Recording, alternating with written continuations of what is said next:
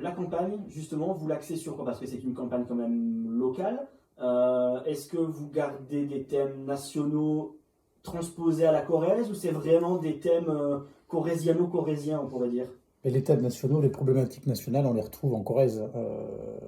L'immigration par le biais de l'accueil des MNA, les mineurs non accompagnés, qui sont la plupart du temps des faux mineurs dans les faits, et qui coûtent énormément d'argent à la collectivité. Je vous rappellerai qu'on a eu des faits divers marquants en Corrèze l'année dernière, comme l'attaque au couteau à Brive.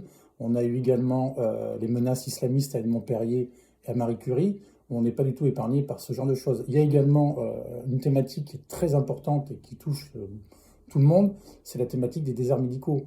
Aujourd'hui, je vous prends au pari de prendre un rendez-vous pour aller voir un ophtalmo. Dans l'année, c'est pas possible.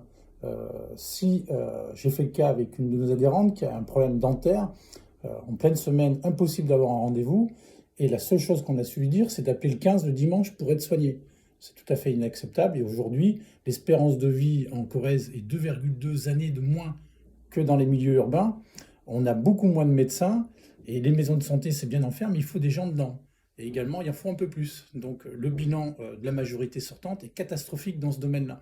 Au point de vue économique également, on peut voir qu'il y a un décrochage entre les grandes métropoles, corréziennes, hein, j'entends, Brive, Tulle s'effondre également, on a vu avec la catastrophe industrielle due à la politique